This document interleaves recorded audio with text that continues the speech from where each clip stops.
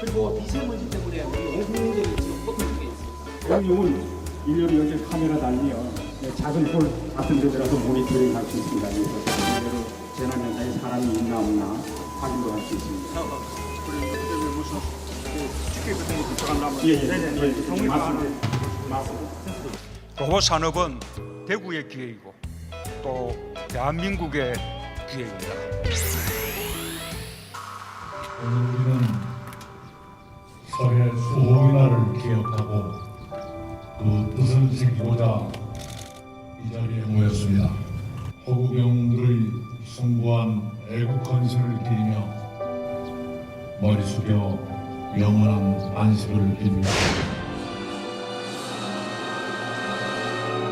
윤형하 소련 고 한상국 상사 이로써 설소 순국경영 기념식을 마치겠습니다.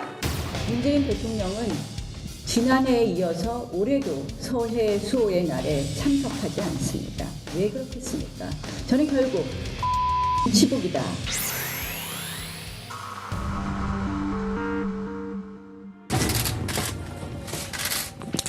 네, 저희는 현재 본 사안에 대해서 매우 엄중하게 생각하고 있습니다. 조사에 성실히 임할 것입니다.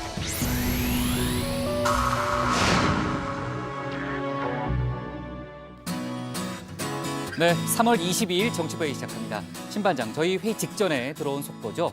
북측이 개성 공동연락사무소에서 일방적으로 철수하는 일이 일어났다면서요? 네, 북측이 개성 연락사무소에 북측 인원을 철수하겠다라고 네. 통보를 해왔고요. 네. 그 통보 이후에 즉각 또 철수까지 완료가 지금 된 상태입니다. 아, 그래요? 네, 지금 청와대가 NSC 회의 소집해서 긴급 대책 마련 논의하고 있고, 네. 뭐 정부는 북측의 의도가 뭔지는 예단하지 않겠다는 입장이면서 네. 우리 측 인원은 계속 출근을 시켜서 북측과 대화를 해 나가겠다라는 입장을 네, 밝혔습니다. 아주 갑작스러운 결정이었나 네. 보네요. 네, 좋습니다. 최 반장, 조금 전에 이제 영상에서도 봤지만요. 지금 국세청이 YG 엔터테인먼트에 대한 특별 세무조사에 들어가겠다고 천명한 상태잖아요. 마침 또 오늘 주총이 열렸는데 그 체제의 변화는 없는 모양이죠? 아무래도 그러다 보니까 지금 뭐 시가총액 2천억 상당의 금액이 지금 떨어진 상황이잖아요. 뭐 네. 주주들의 반발이 예상이 됐는데 네. 아까 영상에서도 봤지만 뭐 양현석 대표와 뭐 똑같이 닮은 그 동생이 지금 대표이사로 있거든요. 네. 오늘 주총에서 그 대표이사 재선임은 통과가 됐습니다. 네, 좋습니다. 우리 들어가서 얘기 좀 이어갑시다. 갑시다.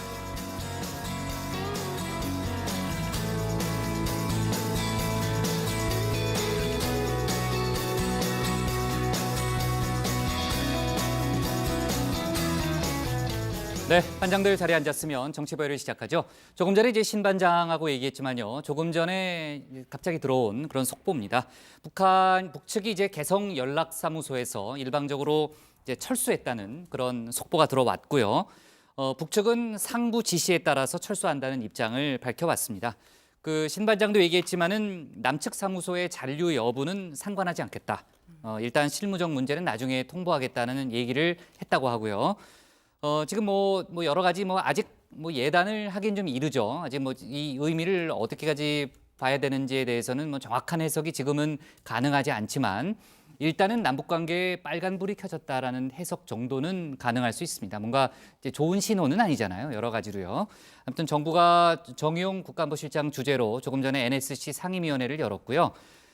일단 관련한 대책을 논의했습니다. 추가로 나온 입장은 없고 아까 천혜성 통일부 차관이 입장을 밝혔는데 그 내용과 이제 비슷합니다. 정부 입장이 거기서 나왔고요. 정부는 이 상황을 유감스럽게 생각한다. 북측이 조속히 복귀해서 남북공동연락사무소가 정상 운영되기를 바란다는 입장을 내놨습니다. 지금 모르겠어요. 이제 남북연락사무소가 지난해 11월 개소했잖아요. 네, 그래서 주 1회 정례 소장회의가 열려왔습니다. 근데 지난 2월 하노이 북미 회담이 결렬된 이후에는 소장회의가 열리질 않았어요. 네, 3주째 열리지 않았고 열리지 않던 상황에서 이제 북측의 갑작스러운 통보로 이어졌는데 아무튼 여러 가지 상황 저희가 지켜봐야 될 것 같아요. 자, 이 얘기는 잠시 후에 또 청와대 발제 때 좀 추가로 얘기를 해보고요. 관련해서 오늘 이번에는 이제 북미 관계 얘기인데 미국 재무부가 국제사회의 대북 제재 회피를 도운 중국 해운업체 두 곳에 대해서 제재를 가했습니다.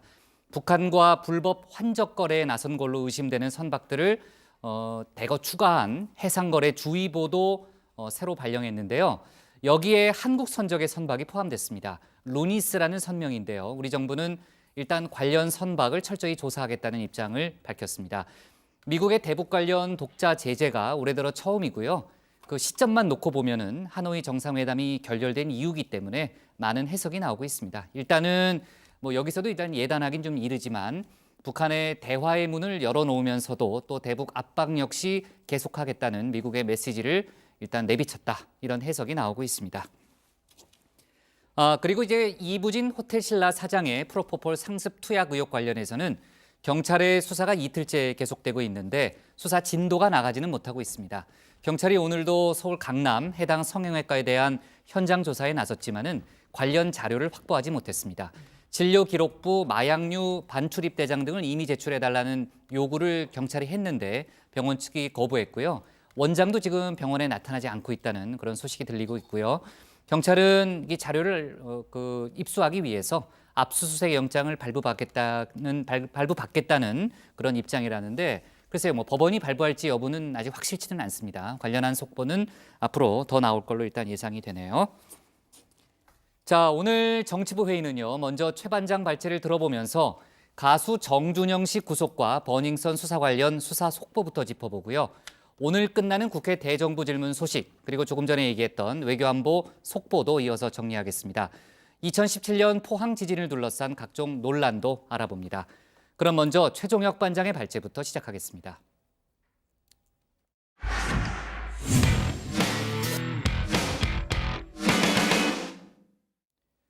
불법 동영상을 촬영하고 유포한 혐의를 받고 있는 정준영 씨가 결국 구속됐습니다. 범죄 혐의가 소명되고 증거인멸 우려가 있다고 본 거죠. 같은 혐의를 받고 있는 클럽 버닝썬 직원도 함께 구속돼서 관련한 경찰 수사가 속도를 낼 걸로 보입니다. 이런 가운데 승리 씨는 자신이 운영하던 클럽이 불법이라는 것을 알고 있었다며 처음으로 혐의를 인정했습니다. 오늘 최 반장 발제에서는 관련 속보들을 자세하게 짚어보겠습니다.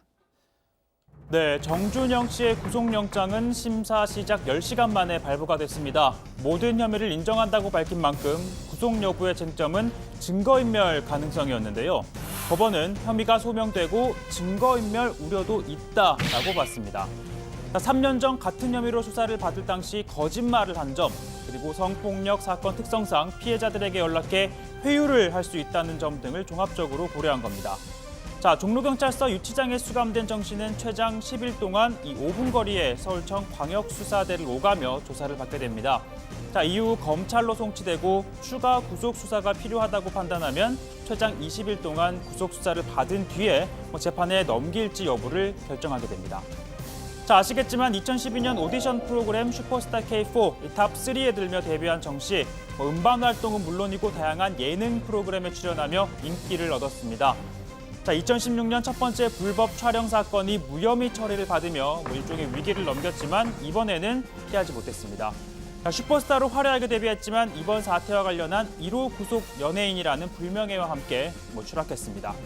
자, 문제의 대화방에 참여해 수사를 받고 있는 연예인들의 추락은 현재 진행형입니다.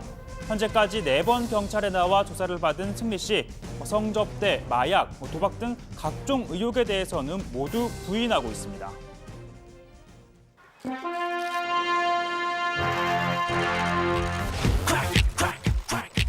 새빨간 거짓말 내가 싫단 말 하지 마.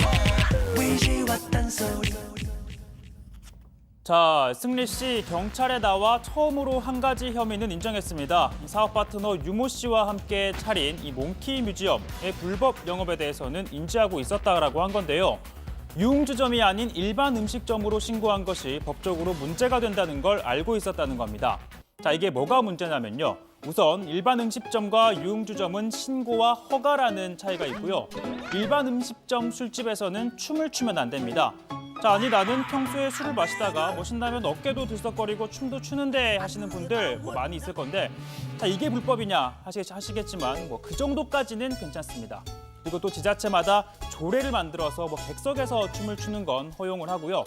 하지만 유흥주점 술집에서는 얼마든지 자유롭게 춤을 춰도 됩니다. 무대나 특수 조명 등 춤을 출 수 있는 최적의 환경도 만들 수 있습니다. 자, 그렇다면 유흥주점을 왜 일반 음식점으로 신고한 것이냐? 몰라서 그랬다라고 할 수 있을 겁니다. 그러나 큰 차이가 있는데요. 좀 설명해 드리면 일반 음식점은 요금의 10%를 부가가치세로 냅니다. 그러나 유흥주점은 여기에다가 개별 소비세 10%, 또 교육세 10% 등을 더 내야 하는데요. 자, 예를 들어서 1,000만 원 매출을 올렸다고 하면 일반 음식점은 약 90만 원 정도, 유흥주점은 2배가 넘는 약 190만 원의 세금을 내야 합니다. 즉 탈세가 가능하다는 건데요. 매출이 많을수록 탈세 규모는 더 커질 겁니다. 자, 그렇다면 이 승리 씨가 운영한 몽키 뮤지엄 매출은 어느 정도였을지 궁금한데, 자, 이들의 단체 대화방에서는 첫날 매출이 5억 원에 달했다는 내용도 나온 바 있습니다. 자, 제가 셌을 테니 승리 모든 걸 있는 그대로 얘기해 줬으면 좋겠습니다. 이유를 굳이 말해야 해. 이쯤 되면 알아야 해. 내 몸과 마음을 거꾸로 뒤집어. 남자는 아니라고 해도 네 곁에 누가 있다 해도 yeah. 내가 셋을 타니 넌 딱 넘어와. One, two, three. 자, 이 같은 승리 씨 방출하긴 했지만 전 소속사 YG도 악재가 겹치고 있습니다. 국세청이 세무조사에 착수를 했죠. YG 또한 양현석 대표가 실소유주로 알려진 클럽 러브 시그널이 일반 음식점으로 등록해 탈세 혐의를 받고 있습니다. 또 소속 연예인들의 해외 공연 수익을 적게 신고하고 또 해외로 재산을 빼돌리는 등 역외 탈세를 했을 가능성에 대해서도 국세청이 들여다보고 있는 것으로 전해지고 있습니다. 자, 때마침 오늘 YG 주주총회가 열렸는데요. 일단 주주들은 양민석 대표이사를 재선임했습니다. 자, 양 대표는 국세청 조사에 대해 성실히 받겠다면서도 이 논란의 사안에 대해서는 말을 아꼈습니다. 저희는 현재 본 사안에 대해서 매우 엄중하게 생각하고 있습니다. 저희는 조사에 성실히 임할 것입니다. 세무조사가 지금 해외 사업도 겨냥하고 있는데 어떻게 생각하세요? 지금 조사 중인 상황이라 제가 지금 추가적으로 말씀드릴 상황은 없습니다. 국민연금도 손실봤다는 얘기도 있던데. 그 부분 역시도 승리 권익수당 사태에 대해서 어떻게? 그 부분도 현재 조사 진행 중인 내용이라 미국 가서 관리지 운영하십니까? 저희들이 추후에 입장을 다시 밝혀드리겠습니다. 자, 그리고 이 문제의 대화방에 있던 또 한 명의 연예인 최종훈 씨. 소속사는 더 이상 신뢰관계를 이어갈 수 없다면서 방출했습니다.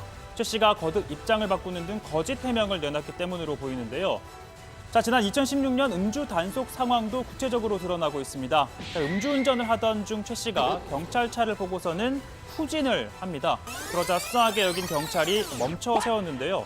그러자 최 씨 차를 버리고 도주를 합니다. 결국 경찰에 잡혀 수갑까지 채워졌는데요. 최 씨는 당시 무직이라면서 신분을 알리지 않았고 200만 원을 주겠다며 단속을 무마하려 한 것으로 드러났습니다. 자, 이유채 씨는 벌금 처분만 받았을 뿐 이 돈을 추려한 뇌물 공여 혐의는 적용되지 않았는데요. 게다가 통상 유명인이 음주운전에 적발되면 서울경찰청에 보고를 하지만 이 또한 이루어지지 않았습니다. 경찰은 이 과정에서 경찰과의 유착은 없었는지에 대해서 집중적으로 조사하고 있습니다. 자, 오늘 발제 이렇게 정리하겠습니다. 정준영 1호 구속, 승리 불법 영업 혐의 인정입니다. 네, 어제 저희가 이제 회의 마치면서 그때까지는 이제 영장실질심사 결과가 안 나왔잖아요. 그러니까 이번 불법 동영상 촬영 사건, 또 클럽 폭행 사건, 피의자 4명에 대한 영장심사 결과에 따라서 경찰 수사가 분수령을 맞을 거다라는 분석을 했고요. 실제로 4명 중에 2명은 영장이 발부가 됐고 2명은 기각이 됐어요. 이거를 잘 분류해 보면은 구체적인 설명이 가능하겠지만 일단 경찰 입장에서는 절반 정도의 목적은 달성했다고 봐야 되나요? 네, 그렇습니다. 정준영 씨의 경우에는 범죄 사실 상당 부분이 소명이 되고 또 증거인멸의 우려가 있다라는 이유로 영장이 발부됐습니다. 또 같은 대화방에서 마찬가지로 이 불법 촬영을 공유한 혐의를 받던 클럽 버닝썬 직원 1명도 함께 구속됐습니다. 따라서 이 불법 동영상 촬영, 유포 혐의에 대한 경찰 수사는 한층 속도를 낼 것으로 보입니다. 현재 이 두 사람 모두 서울 종로경찰서 유치장에 입감된 상태로 경찰은 오늘 오후 정 씨를 불러서 불법 동영상 관련 혐의와 경찰 유착 의혹 등을 조사하고 있는데요. 정 씨는 이 구속 후 첫 심경을 묻자 죄송하다라고 짧게 답한 후에 조사실로 이동했습니다. 네, 어제 영장 실질 심사 결과 이 버닝썬 사건의 최초 제보자 김상교 씨를 폭행한 혐의를 받는 버닝썬의 영업이사 장모 씨와 클럽 아레나에서 고객을 때려서 다치게 한 혐의를 받는 보안요원 윤모 씨에 대한 영장 기각이 됐습니다. 법원은 혐의에 다툼의 여지가 있다고 밝혔고요. 그런데 김상교 씨가 JTBC 스포트라이트에 출연을 해서 버닝썬 이사 장모 씨에게 폭행을 당하기 전에 클럽에서 다른 남성에게 먼저 폭행을 당했다고 주장을 했는데 그 인물이 바로 조금 전 고반장도 언급했던 이 불법 동영상 유포 혐의로 구속된 버닝썬 직원 김모 씨입니다. 경찰은 김 씨를 상대로 김상교 씨를 폭행했는지 사실관계를 확인할 방침이라고 밝혔습니다. 네, 가수 승리 관련해서는요. 경찰이 어제 저희 회의 때 비공개 조사를 하고 있었잖아요. 그러니까 현재까지 참고인 조사까지 합치면 모두 4번 이제 경찰이 불러서 조사를 진행했습니다.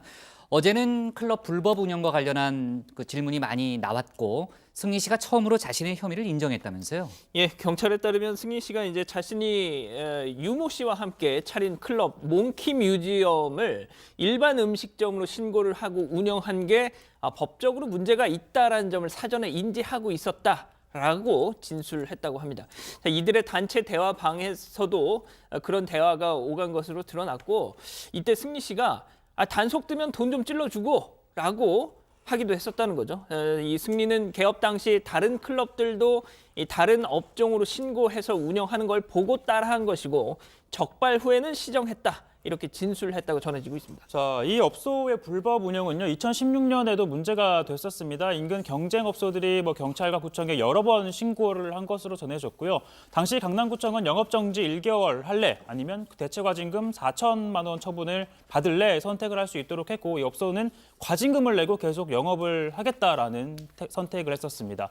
특히 이 몽키 뮤지엄은 이 승리 씨 등이 포함된 단체 대화방에서 이 경찰총장으로 불렸던 윤모 총경이 뒤를 봐줬다는 의혹을 받는 그 클럽이기도 한데요. 개업 직후 방금 말씀드린 것처럼 경쟁업소로부터 신고를 당한 뒤에 이 윤 총경이 강남경찰서 옛 동료들을 통해서 수사 상황을 알아봤다는 겁니다.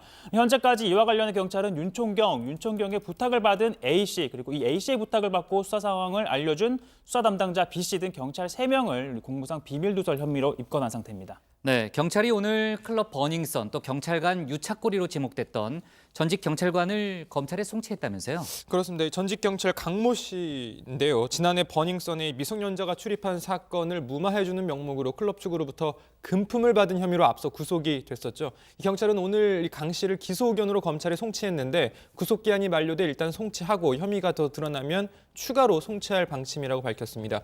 또 경찰은 연예인들과의 유착 의혹을 받는 윤모 총경의 부인 김모 경정에게 보낸 이메일 질의서에 대한 답변도 받은 것으로 확인이 됐는데요. 경찰 관계자는 말레이시아에 있는 김 경정으로부터 답변을 받았다면서 내용은 확인할 사항이 있어서 밝히기 어렵다고 말했습니다. 네, 지금 승리 씨하고는 계약 해지를 하긴 했지만 이번 사건이 불거지면서 전 소속사죠. YG 엔터테인먼트 지금 국세청에 특별 세무조사가 들어가는 등 여러 가지로 이제 악재가 잇따르고 있습니다. 아까 이제 영상도 잠깐 봤고 최 반장하고도 잠깐 얘기는 했지만요. 마침 또 오늘 YG 주총이 열렸잖아요. 양민석 대표이사가 재선임 된 거죠? 네, 맞습니다. 이 YG의 시가총액이요. 지난달 25일부터 한 달 새 지금 8,500억 원대에서 8,600억 원대에서 현재 6,400억 원대로 약 25%, 2,200여 원이 빠진 상태입니다. 오늘 주주통회에서도 이 주주들의 비판이 빗발칠 것으로 보였는데 예상보다는 차분한 분위기에서 진행이 됐고요. 양현석 대표의 동생인 양민석 대표이사를 사내이사로 재선임했습니다. 양민석 대표이사는 주총에 앞서서 취재진에게 최근 진행된 세무조사 등과 관련해서 매우 엄중하게 생각하고 있다. 관계기관에서 진행되는 조사에 성실히 임하겠다라고 말했습니다. 다만 논란이 되는 사안에 대해서는 즉답을 피했는데요. 한번 들어보시죠. 세무조사가 지금 해외 사업도 겨냥하고 있는데 어떻게 생각하세요? 지금 조사 중인 상황이라 제가 지금 추가적으로 말씀드릴 상황은 없습니다. 국가수 관리 지금 하십니까? 그 부분에 대해서도 저희는 사회적 책임에 대해서는 엄중하게 생각을 하고 있지만 그 부분에 대해서 역시도 저희들이 추후에 입장을 다시 밝혀드리겠습니다. 처음에 입장 내실 때 조작됐다 이렇게 말씀하셨잖아요. 그 부분은 어떻게 보시나요? 그 부분 역시도 제가 지금 이 자리에서 드릴 수는 없을 것 같습니다. YG 마무리 시간 할수 인정하십니까? 감사합니다. 네, 양민석 대표의 발언을 들어봤는데요. 이번 YG 주가 급락으로 국민연금도 손실을 봤다면서요? 네, 국민연금이 YG의 지분을 6.06% 보유 중인데 이번 사태 이후에 YG 주가가 하락하면서 지분 평가 가치가 330억 원 이상 감소했다고 합니다. 그래요? 네, 좋습니다. 그리고 오늘 이명박 전 대통령의 항소심 공판이 열리는 날이었는데요. 오늘 분위기는 어땠어요? 예, 뭐 몇 번 앞서도 그런 일이 있었지만 이 전 대통령 법원 나올 때마다 지지자들로 보이는 남성들이 이명박 이렇게 외쳤지 지난번에 않습니까? 최반장이 해봤잖아요. 14번이었나? 뭐 그랬죠. 그렇습니다. 오늘도 어김없이 이 전 대통령 도착하자 연호가 시작됐고요. 뭐 보시는 것처럼 오늘 이 전 대통령 마스크를 쓰지는 않은 채 저렇게 차에서 내린 뒤에 인사를 했습니다. 잠깐 보시죠.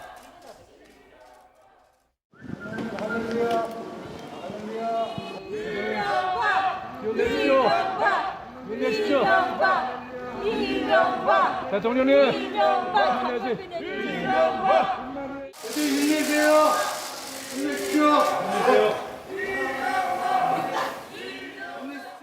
네, 그동안 저희도 한번 그런 얘기 했었잖아요. 남성 지지자들만 나온 것 같다. 목소리가 남성 목소리밖에 안 들렸었어요. 그동안. 그런데 아까 들으신 것처럼 여성분들 들었어요. 목소리도 맞아요. 있지 않습니까? 예. 저희가 지적을 했는데 누가 혹시 보신 것 같아요. 정치부엔 다 보시니까. 그렇습니까요? 오늘은요 16번 이명박을 그게 뭐가 연호를 하더라고요. 네. 그래요. 자, 오늘 원래 김백준 전 기획관에 대한 증인신문이 예정이 돼 있었는데 나오지 않았습니다. 현재 김 전 기획관 자신의 재판에도 이 건강상 이유로 나오지 않고 있는데요. 이 변호인에 따르면 그 거제도에 있는 지인의 집에서 요양을 하고 있고 다음 재판부터 나오겠다라고 밝혔습니다. 그러니까 본인의 재판에 나오겠다고 한 만큼 이전 대통령 재판부도 현재 강제 구인은 하지 않고 다음 달 10일로 증인신문 날짜를 바꾼 상태고요. 한편 검찰은 이 이팔성 우리금융지주 전 회장으로부터 이 금품을 받은 것으로 알려진 김윤옥 여사 그리고 사위인 이상주 삼성전자 전무의 증인 채택을 거듭 요구했는데요. 이 전 대통령 측은 이 가족들을 증언대에 앉혀놓고 언론을 통한 망신 주기를 한다는 의심이 든다라고 했습니다. 일단 재판부는 논의를 거쳐서 증인 채택 여부를 결정하겠다고 했습니다. 네. 자, 김백준 전 기획관이 이제 증인으로 나오겠다는 입장을 밝혔기 때문에 아무튼 뭐 나오긴 나올 거고 아무튼 뭐 이 전 대통령하고의 만남 아주 묘한 분위기가 만들어지겠네요. 그렇죠? 좋습니다. 오늘 기사 제목은요. 이렇게 정할게요. 정준영 구속, 유착 의혹 전직 경찰 송치로 잡겠습니다. 다음은 신혜원 반장의 발제를 들어보겠습니다.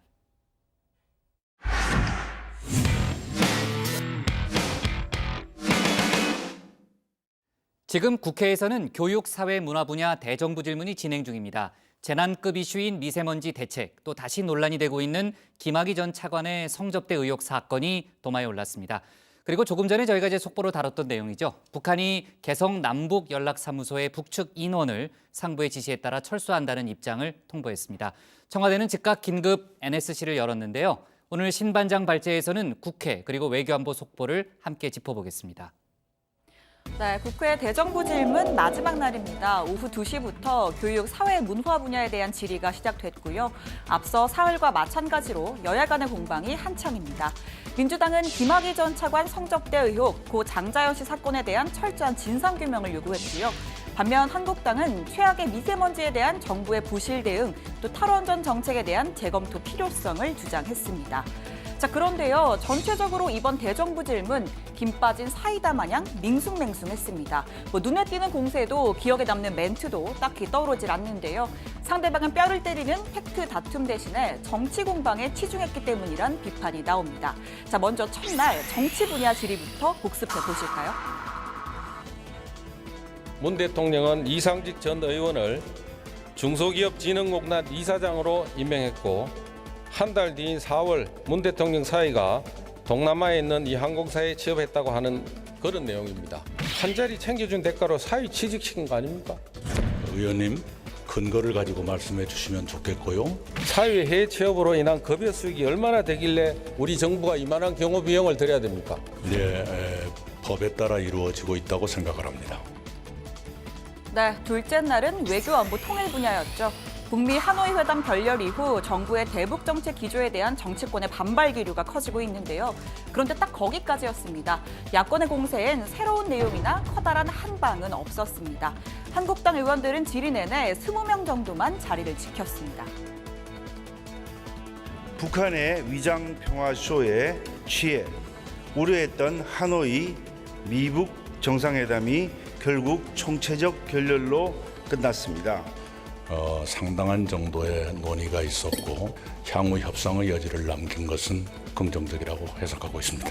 그리고 한미 간의 균열을 말씀하시는데 균열이 있다면 트럼프 대통령이 회담 끝나자마자 맨 먼저 아까 그 말씀 대답하셨습니다. 그 고장난 레코드 같은 답변은 이제 그만하시고요. 고장난 레코드 여기 세워주신 이유는 뭡니까? 아니, 저 좀 새로운 말씀을 제가 좀 듣고 싶어서 지금 질문을 드립니다. 들으세요. 자, 문서. 네, 사흘 차인 어제는 경제를 주제로 했죠. 야당은 악화된 경제 지표를 꺼내 보이며 정부의 소득주도 성장, 또 최저임금 인상 정책을 비판했습니다. 이낙연 총리는 현실에서의 정책 후유증을 인정한다면서 보다 더 정교하고 세밀해지겠다고 답변했습니다. 20대는 답이 없는 인생입니다. 일하고 싶어도 뽑아주지 않는 세상입니다. 혹시 문송합니다. 이런 말 들어보신 적 있습니까? 짐작이 갑니다. 네, 원래는 문과여서 죄송합니다 하는 자조적인 말이었는데요.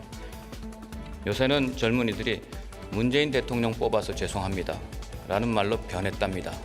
네, 깊게 인식하고 있습니다. 자, 이날은 경제사령탑 홍남기 부총리도 참석했죠. 경제부총리에게 주도적 의사결정권이 없는 것 아니냐, 청와대의 가이드라인만 따라 움직인다라는 비판이 쏟아졌습니다. 물론 홍 부총리는 이를 부인했죠. 다만 구체적으로 정책을 평가해달라는 물음엔 다소 두루뭉술한 답변을 내놔서 의구심을 자아냈습니다. 현 정부에서 제일 잘한 경제정책이 뭡니까? 그러니까 잘한 경제정책이 있으면 얘기해 보세요. 너무 많아가지고 얘기를 못하겠어.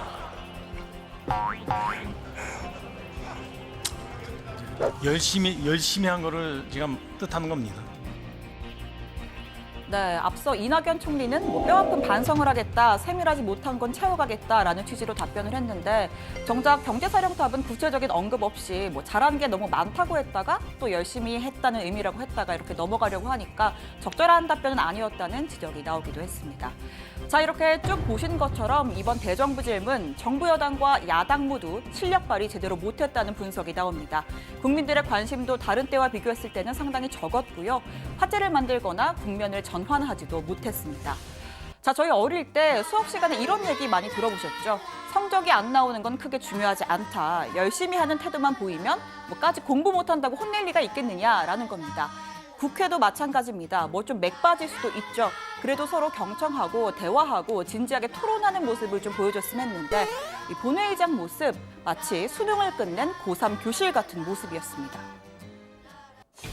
국회 본회의장 앞입니다. 잠시 뒤 국회 대정부 질문이 시작되는데요. 의원들은 어떤 모습을 보일지 직접 관찰해 보겠습니다. 여야 구분 없이 남은 의원들은 스마트폰 보기 바쁩니다. 꾸벅꾸벅 잠을 자거나 아예 의자를 뒤로 돌려 동료 의원과 대화를 나눕니다.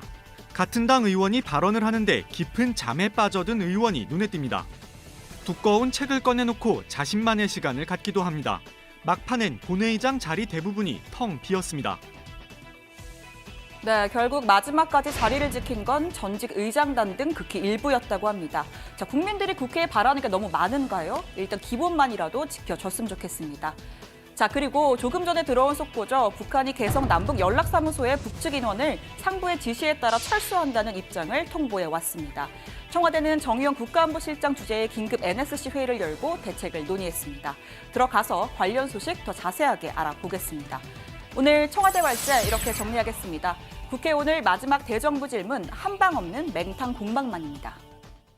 네, 국회 대정부 질문 얘기는 조금 뒤에 해보고요. 마지막에 이제 신반장이 얘기했던 앞서 저희가 간단히 속보로는 얘기했죠. 북측이 오늘 개성 연락사무소의 북측 인력을 갑자기 뺐습니다. 이제 상부의 지시라는 얘기를 설명하고요.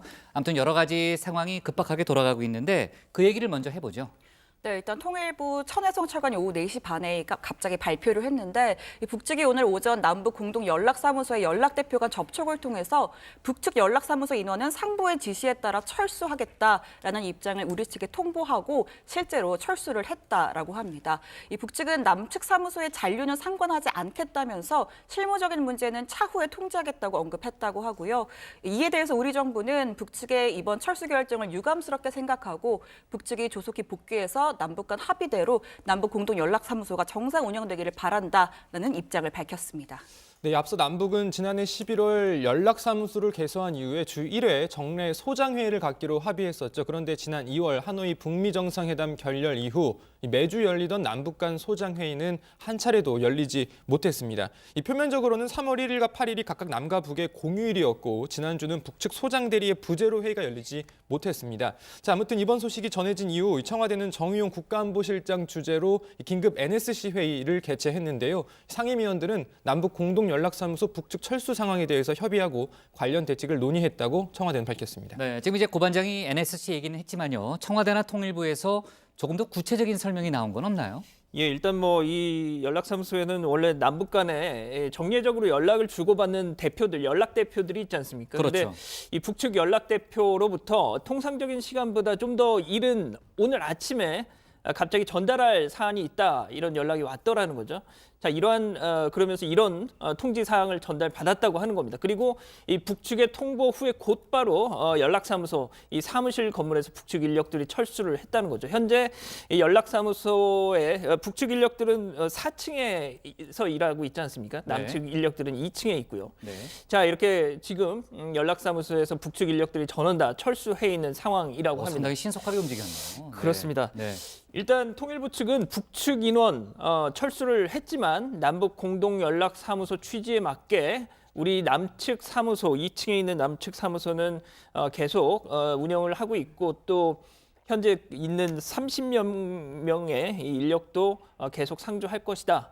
그래서 월요일 출입경은 평소와 같이 진행한다. 이런 방침을 밝혔습니다. 네, 최 반장. 아무튼 갑작스러운 소식이었는데 정부는 북측의 이런 행보를 어떻게 판단하고 있습니까? 일단 뭐 아까 들으신 것처럼 뭐 청와대는 NSC 상임위원회를 개최하고 대책을 논의를 했고요. 뭐 구체적인 정부 입장은 이제 통일부의 설명으로 대신하겠다라고 밝힌 상태입니다. 통일부 입장을 좀 설명해 드리면 이 북측의 철수에 어떤 의도가 있었는지 등은 예단하지 않겠다. 뭐 안타깝고 유감스럽다라는 입장을 밝혔고요. 그러면서 북측이 조속하게 복귀를 해서 연락사무소가 정상적으로 운영되길 바라고 있다라고 했습니다.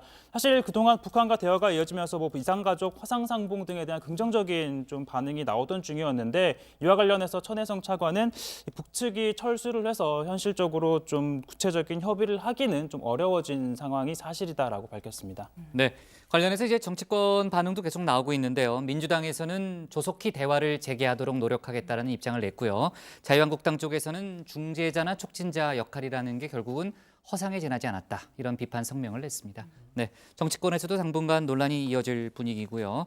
자, 정치권 얘기 나왔으니까요. 바로 이제 국회 대정부 질문 얘기로 넘어갈게요. 오늘 교육, 사회, 문화 분야를 주제로 지금도 이제 질의가 진행 중이고 오늘이 이제 국회 대정부 질문 마지막 날이잖아요. 오늘 같은 경우에는 미세먼지 이슈가 많이 제기됐다면서요? 네, 그렇습니다. 앞서 뭐 여야가 여러 가지 이슈로 공방을 벌이는 와중에도 미세먼지 특별법은 이견 없이 통과를 시켰잖아요. 그렇죠. 또 어제 문재인 대통령이 바른미래당 손학규 대표의 제안을 수용해서 범국가적 대책기구를 만들었고 위원장에는 반기문 전 유엔 사무총장을 임명했습니다. 반 전 총장도 이 미세먼지에는 정파가 없다 이런 이야기를 했었죠. 그만큼 이 전 국민적 이슈라고 볼 수 있는데 오늘 대정부 질문에서는요. 이 정부의 이 미세먼지 대응책이 미흡하다면서 야당이 공세를 이어갔는데 그 대목 한번 보고 가시죠. 총리님 손주 있으신가요? 네. 예, 저 아직 초등학교도 안 간 아주 예쁜 손주가 있는 걸로 알고 있습니다. 총리직과 맞바꿀 만큼 아주 귀하고 예쁘죠. 그런데 그 총리님의 그 귀한 손주들을 어른들이 가둬놓고 하루에 5개피에서 7개피 정도의 담배를 피우게 하는데 아이들은 울며불며 나가려고 하는데 못 나가는 그런 상황이라면 총리님은 어떻게 하시겠습니까? 네, 뭐 참 견디기 힘들겠죠. 할아버지로서. 예, 지난 3월 초에 초미세먼지 농도를 흡연량으로 환산을 하니까 이 무려 하루에 5개피에서 7개피의 담배를 피우는 것과 맞먹는다고 합니다. 그만큼 심각합니다. 미세먼지를 팔아서 정권을 잡은 그 문재인 정부를 우리 국민들은 환불하고 싶지 않겠습니까? 봄철 네. 고농도 미세먼지라든가 또 그 기간이 길어서 국민들께 특별한 고통이 더 커졌다는 걸 이해하고 있습니다. 네, 참고로 이낙연 총리가 오늘 25일부터 몽골과 중국을 방문하는데 맞아요. 이 네. 중국에서 보아오 포럼에 참석을 해서 이 자리를 계기로 중국 네. 리커창 총리를 만나서 네. 이 미세먼지 관련 대책도 논의를 하겠다라는 반기문 전 입장. 총장도 거기 가는 거 거기 아니에요? 이사장으로 있고 참석을 하죠. 네. 그렇죠. 네. 네, 좋습니다.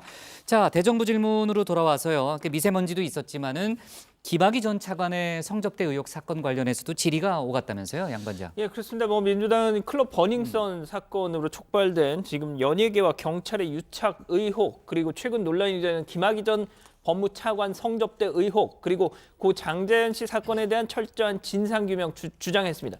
특히 김 전 차관의 무혐의 처분과 관련해서 당시 법무부 장관이었던 한국당 황교안 대표의 개입, 묵인, 이거 있었던 거 아니냐 이런 의혹을 거듭 제기했는데요. 잠깐 들어보시죠.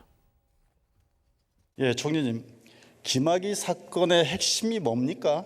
상식인의 입장에서 볼 적에 첫째는 몹시 문란한 성범죄가 지속적으로 있었던 것 같다는 것이고요. 둘째는 성과 함께 모종의 검은 거래는 없었을까 하는 점이고요. 셋째는 그런 것들이 몽땅 모종의 작용에 의해서 은폐되고 비호됐다 하는 의혹이 있다고 생각합니다.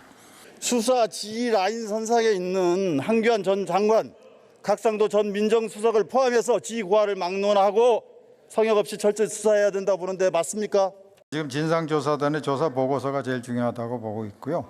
당시 이러한 그 검찰의 무혐의 처분에 대한 국민적 의혹이 있기 때문에 과거사 사건으로 선정된 것으로 그렇게 볼 수 있습니다. 네. 자, 그리고요. 오늘은 이제 천안함 피격 사건, 또 제2연평해전 희생병사 등 병사를 기리는 서해 수호의 날이잖아요. 문재인 대통령이 SNS에 추모 메시지를 올렸다면서요? 네, 취임 후 두 번째 서해 수호의 날을 맞은 건데 추모 메시지를 낸 건 이번이 처음입니다. 좀 전해드리면요. 바다를 지키며 사나했지만 바다와 함께 영원히 기억될 젊은 용사들의 이름을 떠올려 본다. 제2연평해전의 영웅 윤영하 소령과 5장병, 천안함 4육 용사와 연평도 포격으로 전사한 서정우 하사, 문광욱 2병, 1병, 우리의 소중한 아들들을 깊이 추모한다라고 했습니다.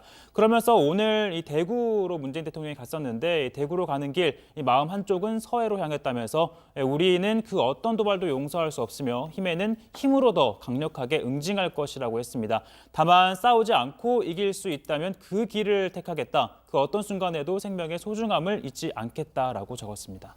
네, 문 대통령은 오늘 대구에서 7번째 전국 경제 투어 일정을 소화했잖아요. 때문에 조금 전에 저희가 얘기했던 서해 수호의 날 기념식에는 이낙연 총리가 참석했죠. 네, 그렇습니다. 그런데 이를 두고 이 한국당에서는 문 대통령이 이 북한의 눈치를 보느라 서해 수호의 날 기념식 참석하지 않았다 이런 주장이 나오고 있습니다. 한국당 황교안 대표는요. 문재인 대통령은 올해도 함께하지 않았다면서 나라를 지키는 일인 만큼은 이념의 잣대로 옳고 그름을 나눠서는 안 된다. 부디 내년에는 반드시 참석해 주십시오라는 글을 SNS에 올리기도 했습니다. 또 나경원 원내대표는 당 의원총회에서 이 국군 통수권자인 대통령이 북한 눈치를 보고 있다 이렇게 주장을 하기도 했습니다. 네, 자유한국당은 또 이 서해 수호를 불미스러운 충돌이다라고 언급을 했던 정경두 국방장관에 대해서 오늘 국회에 해임 건의안까지 제출을 했습니다. 그제 있었던 국회 외교통일 분야 대정부 질문에서 나온 정 장관의 답변을 문제 삼은 건데 일단 그 장면 먼저 보시죠. 장관님, 서해 수호의 날을 아십니까? 예. 한번 설명해 보세요. 서해상에서 그동안에 여러 가지 있었던 그런 불미스러웠던 남북 간의 충돌들 이런 것들 다 해서 천안함 포함해서 장관님, 전 국민이 지켜보고 있습니다. 서해에서 일어난 일을 불미스러운 충돌로 표현했습니다. 다시 한번 표현해 보세요.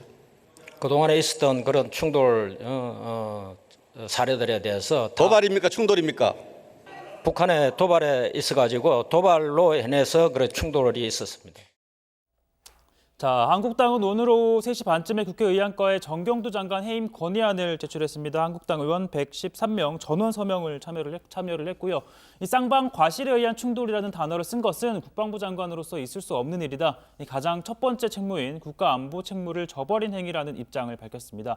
국방부는 어제 대변인 브리핑을 통해서 북한의 천안함 폭침, 연평도 포격 등과 같이 국민 생명과 안전을 위협하는 일이 다시 발생해서는 안 된다는 취지였다면서 명백한 북한의 도발로 보고 있다라고 해명을 했습니다.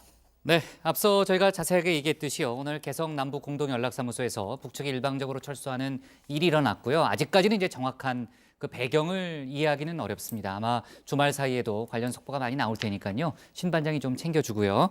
자, 일단 오늘 기사는요. 청와대 발제는 이렇게 제목을 잡을게요. 북 연락사무소서 철수, 정부 정상운영 희망으로 제목을 잡겠습니다. 다음은 양원보 반장의 발제를 들어보겠습니다.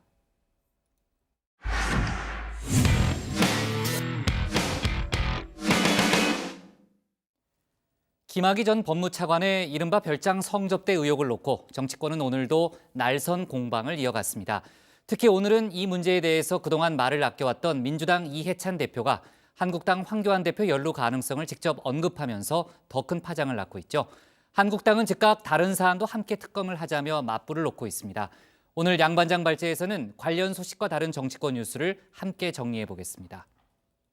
예, 그렇습니다. 민주당이 그동안 한국당 황교안 대표의 김학의 사건 연루설 언급을 안 했던 거는 아닙니다. 그런데 주로 이제 공격하는 사람들이 대변인들이었죠.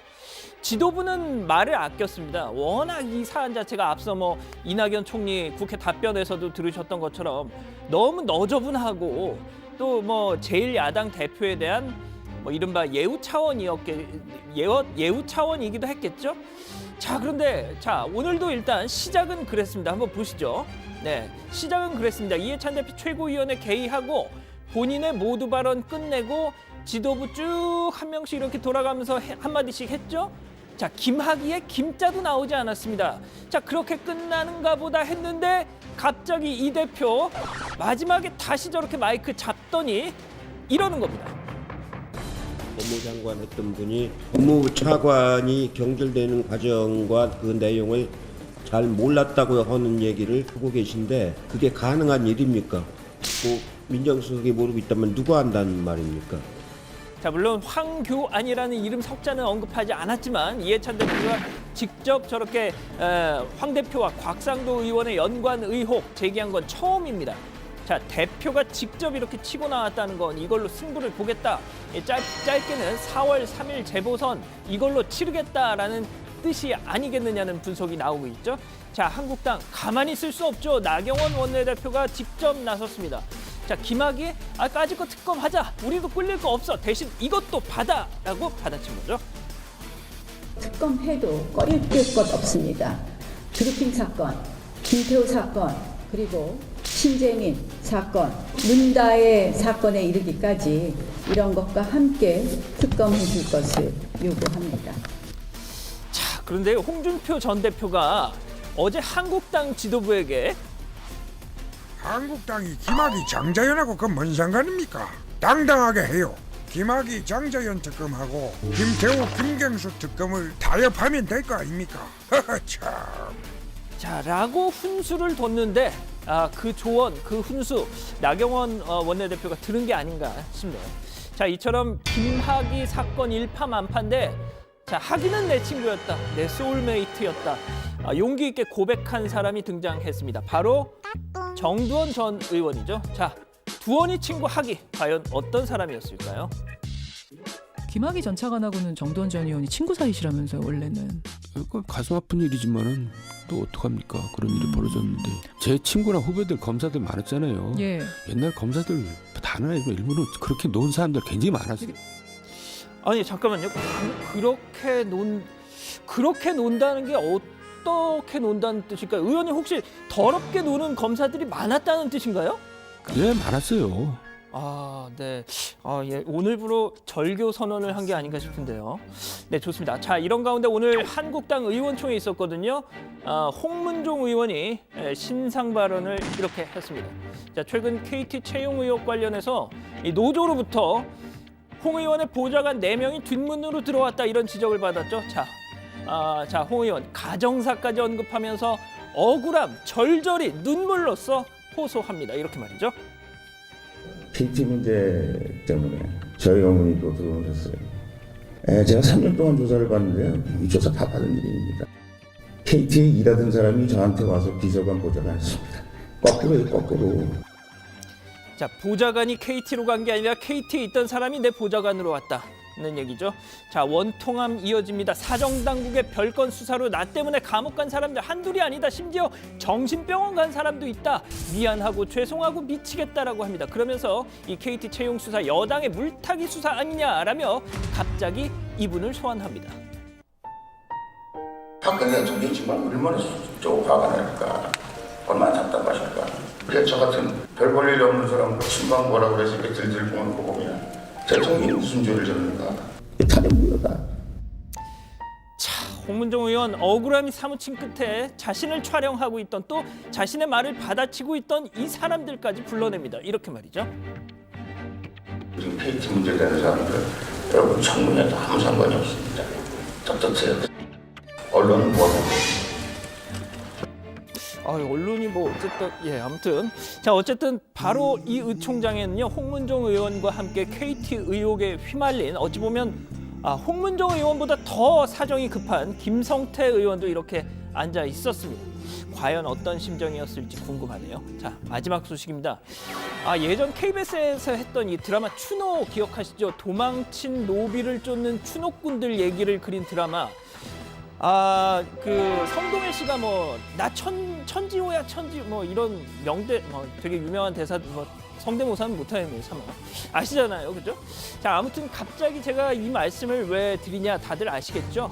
교학사가 지난해 8월 출간한 한국사 관련 교재에 이 드라마 추노 속 한 장면을 게재한 겁니다. 자 보시는 바로 이건데요. 덮어주시죠. 자, 조선시대 신분제 문제를 설명하는 차트에서 붙잡힌 도망 노비에게 낙인을 찍는 장면이란 캡션을 저렇게 달았습니다.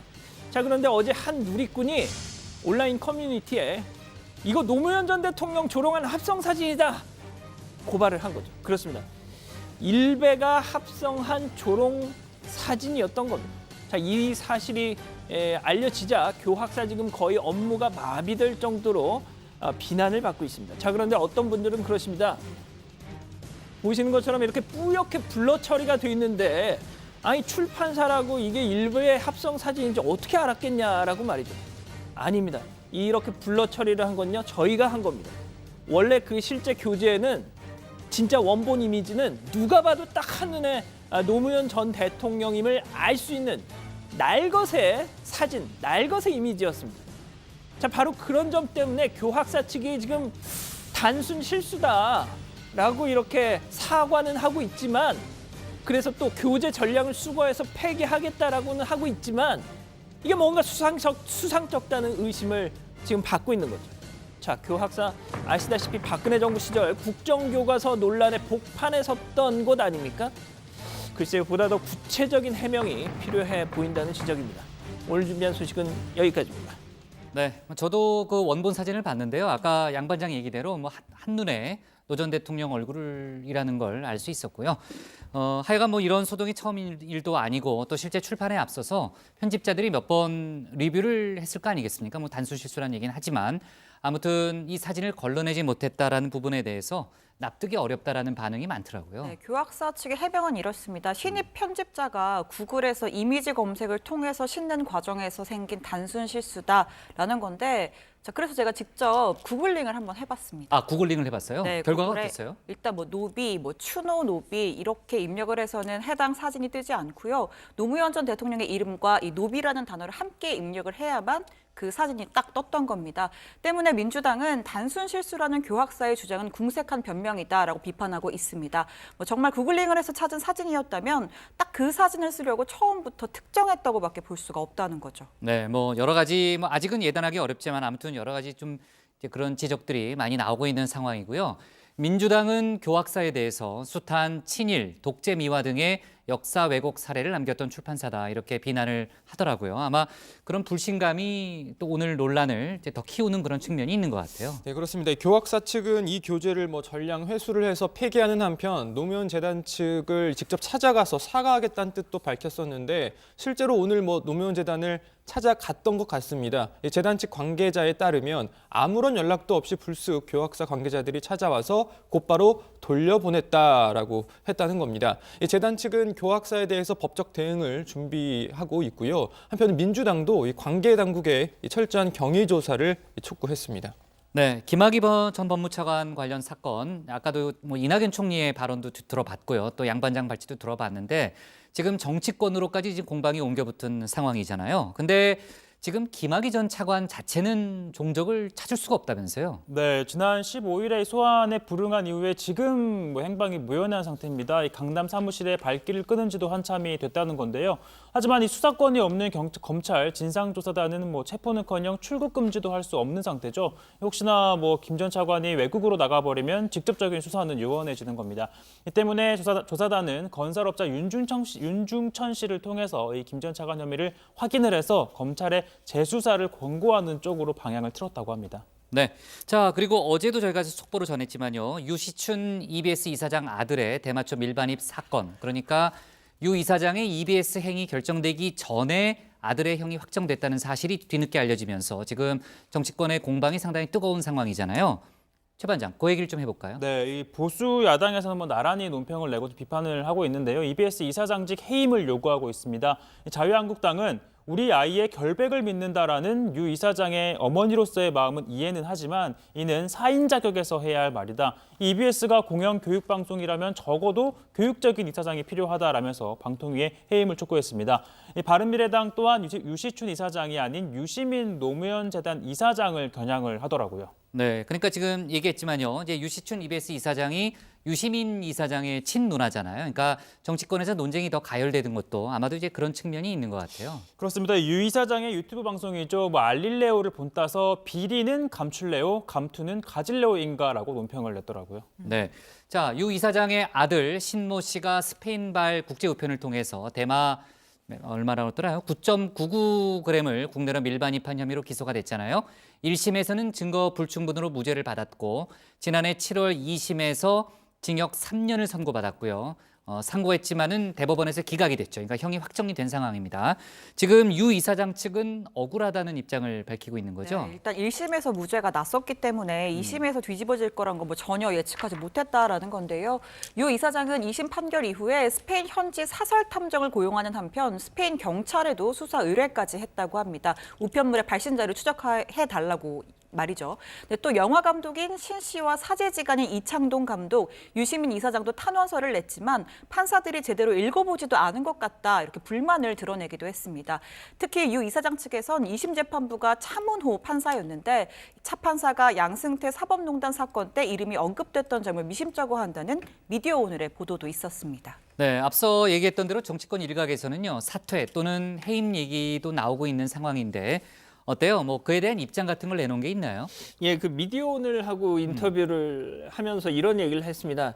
아들은 성인으로 독자적인 인격이다. 만에 하나 아들이 실책을 했더라도 어머니인 나에게 책임을 물을 수는 없다.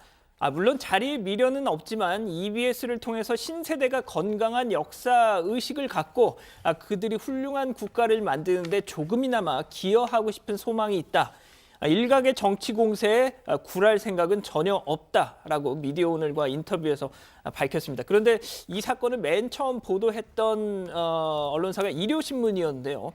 일요신문과의 인터뷰에서는 EBS 이사장 임명 전에 아들의 구속 사실을 청와대에 알려줬다라고 밝혀서 그 문제를 가지고 지금 야당에서는 또 이런저런 비판을 쏟아내고 있습니다. 그러네요. 그러니까 청와대 검증 문제와 연결시킬 가능성이 있어 보이네요. 그렇죠? 좋습니다. 오늘 기사 제목은요. 이렇게 정리할게요. 교학사 교재에 노무현 비하 사진으로 제목을 정하겠습니다. 다음은 고석승 반장의 발제를 들어보겠습니다.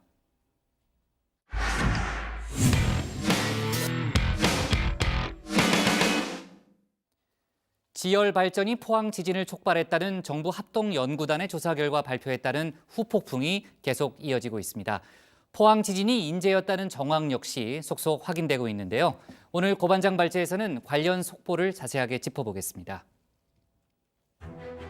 높은 압력으로 주입한 물에 의해 확산된 공급압이 포항 지진 단층면 상에서 남서 방향으로 깊어지는 심도의 미소 지진들을 순차적으로 유발시켰다. 그 영향이 본진의 진원 위치에 도달되고 누적되어 거의 임계 응력 상태에 있었던 단층에서 포항 지진이 촉발되었다.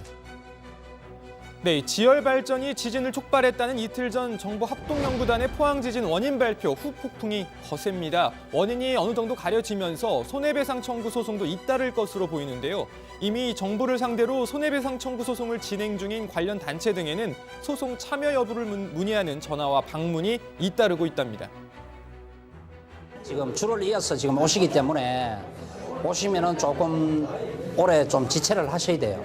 뒷방의 베개는 완전히 벽이 넘어져 버렸어요. 보상받을 수 있느냐고 이제. 네, 현재 관련 소송을 맡고 있는 변호사는 라디오 방송 인터뷰에서 포항 시민 전체가 재판에 참여한다면 배상 규모는 수조 원에 달할 수 있다고 밝혔습니다. 포항 시민 52만 전체가 다 원고가 될 수가 있습니다. 왜냐하면은 포항 지진으로 인해서 포항 시민 전체가 지진 발생 당시에 그 지축이 흔들리는 충격으로 인해서 공포감을 느꼈고 현재까지도 지진 트라우마를 강하게 겪고 있습니다. 그래서 그걸 정신적 손해를 청구할 수 있는 부분으로 해서 저희들 청구했습니다만은 52만 전체가 다 재판에 참여를 할 경우에는 수조 원에 이를 것으로 생각하고 있습니다. 네, 정부는 일단 피해 복구 지원과 함께 현재 진행 중인 손해배상 소송의 법원 판단에 따르겠다는 정도의 입장을 내놓은 바 있습니다. 일각에서는 정부가 배상에 대한 명확한 기준과 제도, 나아가서 특별법까지 만들어야 한다는 의견도 나오고 있습니다. 포항 지진 피해 지역 및 지역 재건 특별법을 제정하고 실질적인 추진을 위한 범정부적인 교구를 발족하라. 인구 감소, 투자 감소, 부동산 가격 하락, 도시 이미지 손상 등 2차적 피해에 대한 획기적인 대책을 강구하라. 네, 배상 문제와 별도로 지열 발전 사업 추진 과정에서 문제는 없었는지 그것도 따져봐야겠죠. 어제 국회 대정부 질문에서도 관련 질의가 있었는데요. 정부는 재차 신속하고 엄중하게 조사하겠다는 입장을 밝혔습니다. 네, 현재 이 동사안에 대해서는 감사원의 국민감사가 현재 청구되어 있는 사정입니다. 하지만 이와 별도로 정부에서는 아까 말씀드린 처로 그 지열 발전 상용화 기술 개발 사업에 대한 진행 과정, 또 부지 선정의 적성성 여부들에 대해서 엄중하게 조사하도록 하겠습니다. 네, 이와 관련해서 언론 보도도 이어지고 있습니다. 그제도 말씀드렸지만 지열 발전 사업 이명박 정부 당시 추진이 돼서 박근혜 정부 때 1차 설비가 완공됐고 포항 지진 발생 이후 가동 중단된 상태입니다. 그런데 어제 JTBC 뉴스룸 보도에 따르면 처음 사업 추진 당시에 산업은행이 기술 부족 등을 이유로 지열 발전 사업에 대한 지원 불가 결정을 내렸던 것으로 확인이 됐습니다. 당시 산업은행은 기술적으로 부족하다면서 금융 지원 불가 결론을 내린 것으로 JTBC 취재 결과 확인됐습니다. 그러나 어찌된 일인지 해당 업체 대표는 보고서가 나온 지 2달 만에 대통령이 주재하는 회의에 참석할 수 있었고 결국 지원을 받게 됐습니다. 2011년 4월 작성된 산업은행 내부 보고서입니다. 선진국보다 시추 기술이 부족하고 국내 지열 자원 데이터가 부족하다고 지적합니다. 결국 산업은행은 지원이 불가능하다고 결론 내렸습니다. 네, 그리고 이 박근혜 정부 당시 지열 발전의 지진 유발 가능성이 파악됐지만 정부는 아무런 조치를 취하지 않았다는 경향신문 보도도 나왔습니다. 지난 2013년 9월 한국과학기술정보연구원이 이 지열 발전 관련 보고서를 작성해서 정부에 제출했는데요. 이 보고서에는 지열 발전으로 많은 미소 지진이 발생할 수 있으며 이로 인해 큰 규모의 지진이 유발될 수 있다는 경고가 담겨 있었다는 겁니다. 보고서는 이 같은 내용을 토대로 여러 가지 안전 대책을 권고했지만 해당 대책들은 전혀 적용되지 않은 채 물 주입이 시작됐다는 이야기입니다. 자, 정치권에서도 관련 공방이 이어지고 있습니다. 자세한 이야기는 들어가서 전해드리겠습니다. 그리고 다른 소식 하나 더 다뤄보겠습니다. 어제도 간단하게 언급이 됐습니다만 이부진 호텔신라 사장이 프로포폴을 상습 투약했다는 주장이 나와서 경찰이 내사를 진행 중이죠. 이부진 사장이 다녔다는 병원 서울 강남의 한 성형외과입니다. 경찰이 어제 병원을 방문해서 진료 기록부 등 관련 자료 제출을 요구했지만 병원은 환자의 정보를 공개할 수 없다며 거절했습니다. 경찰은 자료 폐기 가능성 등을 우려해서 병원 측과 밤샘 대치를 이어갔는데요. 그리고 오늘 다시 자료 제출 요구를 했지만 병원 측은 여전히 요구에 응하지 않고 있습니다. 호텔 신라 측도 어제 입장문을 냈죠. 이부진 사장이 이런저런 치료 목적으로 해당 병원에 다닌 사실은 있지만 불법 투약은 하지 않았다는 겁니다. 자, 어제 주주총회에 참석한 이부진 사장, 기자들의 질문에 아무 대답도 하지 않았습니다. 수고 많으셨습니다. 그건 사실이 아니라면 제가 좀 내용도 검토하시나요? 네, 이 소식도 들어가서 더 전해드리고요. 오늘 발제 이렇게 정리합니다. 포항 지진 촉발 원인 발표 후 폭풍, 유사 소송 이어지나. 네, 고 반장도 얘기했지만요. 일단 포항 지진이 자연 지진이 아니었다는 정부 합동조사단의 발표 이후에 후폭풍이 거세고요.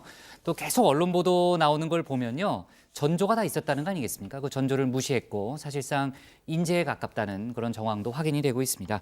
지금 정치권에서도 공방이 뜨겁다면서요, 양 반장? 그렇습니다. 먼저 이 민주당은요, 이 포항 지진이 보수 정권의 무능, 부실이 부른 참사다 이렇게 지적을 하고 있습니다. 홍영표 민주당 원내대표 어제 회의에서 이 지열 발전 사업은 이명박 정부 때인 2010년부터 시작이 됐다면서 이 사업 초기 경제성이 없다는 문제 제기가 있었음에도 불구하고 정부 예산 185억 원, 민간 자본 206억 원, 총 391억 원이 투입됐다 이렇게 주장했습니다. 그러면서 이 정부는 어떻게 이런 엉터리 사업이 가능했는지 엄정히 조사해야 한다 이렇게 주문을 하기도 했습니다. 네, 홍영표 원내대표의 발언이 나오자 자유한국당은 이제 포항 지진마저 전 정권 탓이냐 남 탓 본색을 감추지 못하고 있다라고 비판했습니다.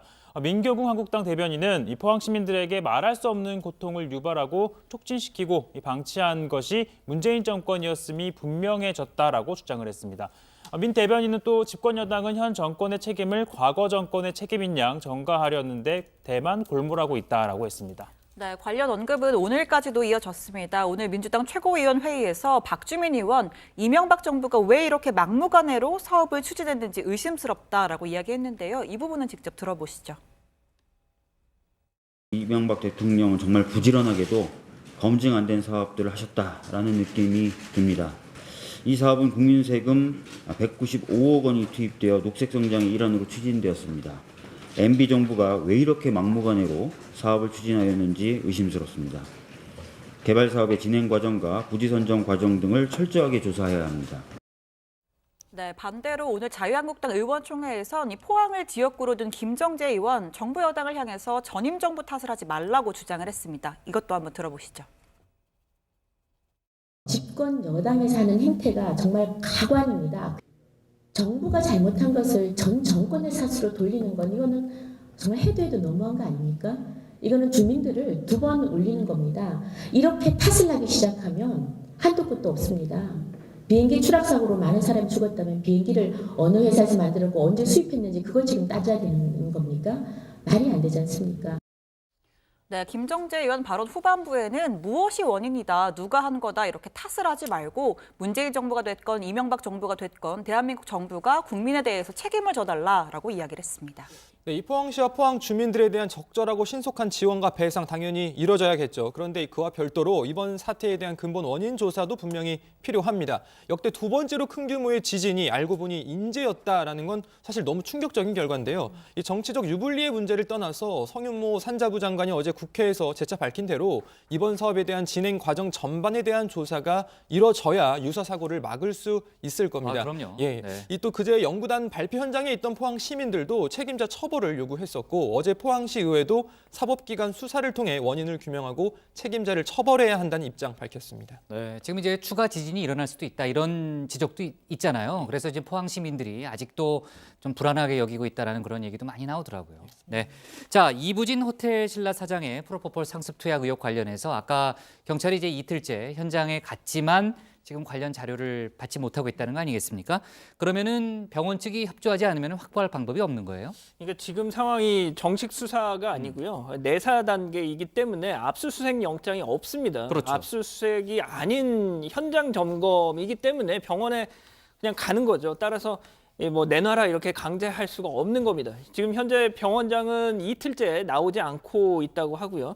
자, 경찰은 병원 자료 확보와 별도로 이번 의혹을 언론에 알린 제보자 접촉에 나선 걸로 지금 알려지고 있습니다. 네, 그 뉴스타파인가 어디랑 인터뷰했던 간호조무사를 얘기하는 모양이죠. 네, 자 아무튼 지금 이제 압수수색 영장이 있어야 관련 자료를 확보할 것 같은데 압수영장이 나올지는 모르겠어요. 왜냐하면 혐의가 특정이 돼야 되니까. 그러니까 아마 제보자부터 접촉을 하려는 아마 그런 움직임을 보이고 있는 것 같고요. 자 그리고요, 그 이희진 씨가 일명 주식부자, 청담동 주식부자로 알려졌던 이희진 씨 부모를 살해하고 5억 원을 빼앗은 혐의로 구속됐죠. 김모 씨의 부모가 남은 돈을 일단 경찰에 제출했다면서요?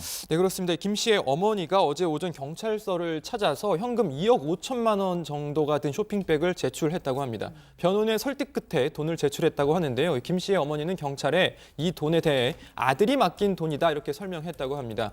경찰은 이 돈이 김 씨가 훔친 현금 5억 원의 일부인 것으로 보고 있습니다. 경찰은 또 어제 오후 김 씨 주거지 등에 대해 압수수색을 벌여서 범행 당시 김 씨가 신었던 것으로 추정되는 피 묻은 신발과 차량 열쇠 등을 압수했다고 밝혔습니다. 자, 그리고 새로운 소식이 하나 더 들어왔는데요. 이 범행 당일 곧바로 중국으로 달아난 공범 중 한 명이 한국에 있는 지인에게 우리가 하지 않았다 이런 문자 메시지를 보낸 것으로 전해지고 있습니다.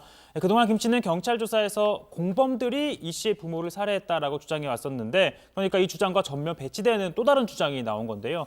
이 경찰은 인터폴 적색 수배를 통해서 국제사법 공조를 거쳐 공범들의 신병을 확보하겠다는 계획입니다. 네, 서로 책임을 미루고 있는 거네요. 그죠? 좋습니다. 오늘 기사 제목은요. 이렇게 잡을게요. 이부진 프로포폴 논란 병원 자료 제출 거부로 제목을 잡겠습니다.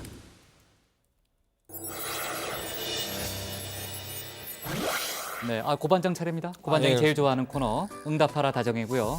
이런 것까지 하네요. 네, 어떤 의견들이 들어왔어요? 네, 일단 이 한기총이 어제 황교안 한국당 대표에게 이승만, 박정희에 이어 세 번째 지도자가 돼달라 이렇게 한 것에 대한 의견이 많았습니다.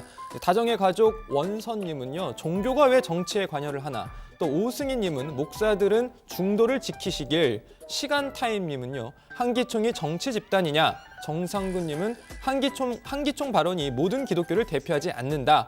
김대현님은 종교인 과세가 답이다 이런 댓글을 주셨습니다. 또 유시춘 EBS 이사장 아들이 대마초 밀반입 혐의로 징역 3년을 선고받은 것에 대한 의견도 있었는데요. 박진영님은요, 마약이 음성인데 왜 실형인가? 또 코리아 리님은요, 양성 음성이 문제가 아니라 유통했다는 게 문제다. 마약범은 옹호하면 안 된다. 신석원님은요, 자식 교육도 못 시킨 사람이 교육방송 이사장인 건 비난받아 마땅하다 이런 의견을 주셨습니다. 자, 끝으로요, 요즘 아주 폭주하고 있는 이 최 반장에 대한 의견이 참 많이 있었는데요. 부정적이겠죠? 예. 일부 긍정적인 것도 있었습니다. 그래요? 이승호님은요, 발명왕 관종혁, 발음도 안 되네요. 다정의 에이스네 이런 또 주셨고요. 해피니스님은요, 최 반장 모자이크 해달라. 맞습니다. 예. 김석현님은 양 반장님, 최 반장님 한 대만. 안 돼요. 네. 예, 알겠습니다. 자, 그리고요, 라비타님은요, 고반장은 양반장 다음으로 똘똘하게 생겼다라는 댓글을 주셨습니다. 감사합니다. 자, 국장님, 그리고요, 지금 여기까지 듣으면 속보를 좀 전해드려야 될 것 같은데, 이거 심각한 겁니다. 빨리 얘기해야 돼요. 조희연 서울시교육청장 교육감. 교육감. 네. 이 교학사 문제에 대해서 노 전 대통령 이미지에 대해서 고의성이 엿보인다. 네. 그러니까 그래요? 정밀 검색을 해야 찾을 수 있는 이미지인데 아까 저희가 지적했었잖아요. 구글링도. 고의성이 엿보인다 이렇게 얘기했고요. 또 두 번째는 4월 3일에 서울에 벚꽃이 핀답니다. 알았습니다. 죄송합니다. 고반장 빨리 마무리 지어요. 예, 지금까지 두 번째로 똘똘한 고반장의 응답하라 다정이었습니다.